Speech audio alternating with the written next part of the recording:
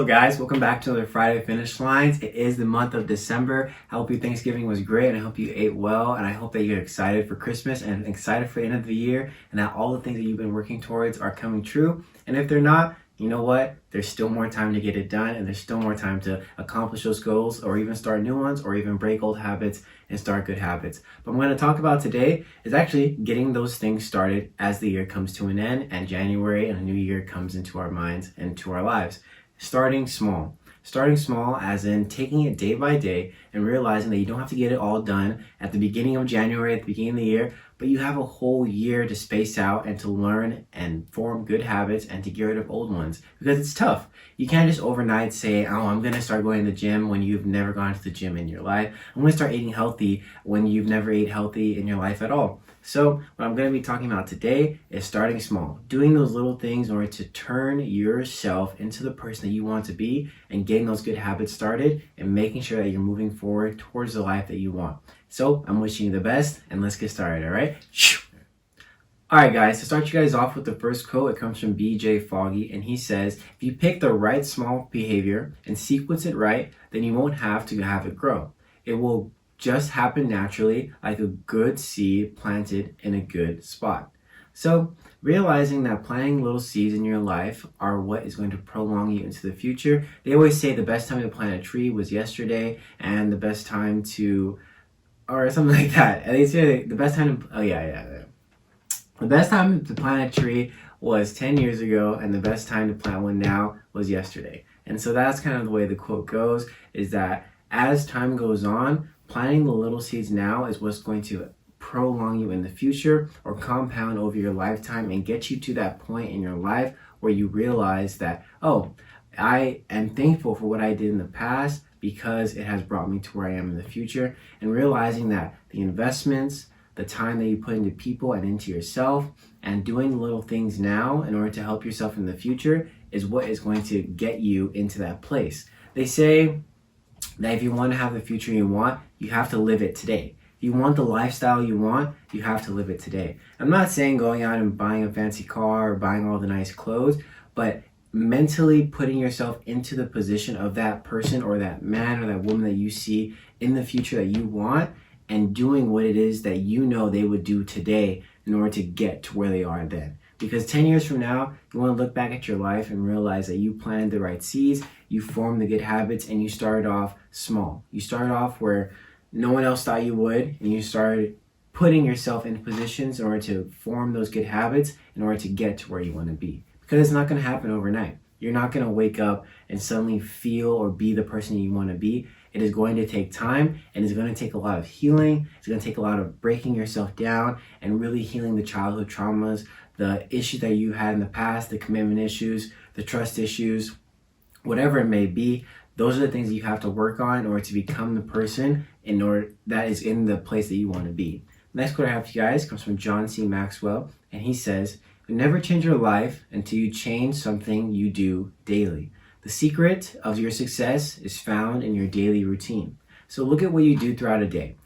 I was Rob Dial, a recent podcast I listened to by him. I forget what it was titled as, but he said, if I followed you, say me, I'm going to use myself. If I followed you throughout your day, would you change what you do? Or no, I take that back. You couldn't change what you do on daily. So I'm just there and I'm following you throughout your day and you're doing everything that you do.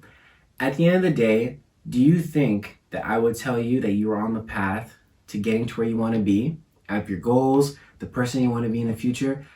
Are what you are doing, is what you're doing daily right now the person that you say you want to be? And would I not necessarily approve of it, but do you think that I would see what you're doing and say, oh man, that's a great job? Just take that into consideration. It doesn't have to be me. It could be your mom, your dad, the person you look up to. If they were following you around all day, looking at what you're doing, do you think that they would say, man, you're bound for greatness. You're going to get everything that you want in your life? Or would they say, hey, I don't think you're going to make it if you keep following the path that you're on. If you keep doing the things that you're doing, you're not going to get to where you say you want to be.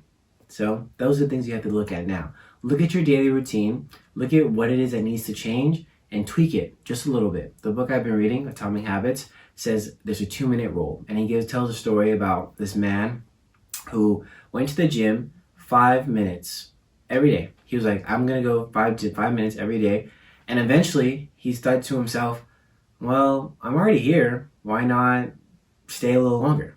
And that 5 minutes turned to 30, that 30 turned to an hour, that 30 minutes turned into 2 hours, and he ended up losing over 100 pounds in maybe like a year or a couple years. So that's what it's gonna take. Those little steps and saying to yourself, I want the change, and going out and getting it. Because, like I say all the time, we are our greatest enemies, and no one is gonna stand in your way more than you. Awesome. Thank you guys so much for joining me here on my Friday Finish Lines. I will see you guys next week. The year is coming to a close. Make sure you're saving some money.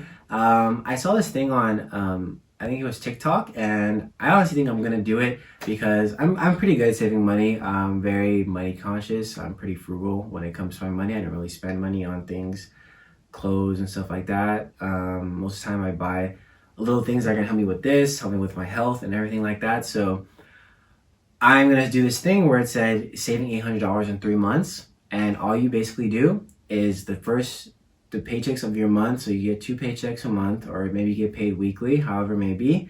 You save $133.55. And if you're like, I could do that, make it $150, make it $200, and see that how saving that money in that amount of time is going to get you that $800 by March. By March, you have $800 by saving $133. I'm going to make it $140.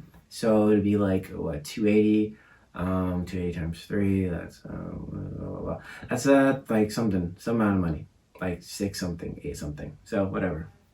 But that's what I'm going to do. So I ask you to do that too. You know, if you're looking to save more money, if you're trying to reach a certain goal, start looking at money habits, becoming financially literate. And also, if you're trying to get back in shape, I don't say go to the gym, because everyone's going to go to the gym at the beginning of the year. That always happens.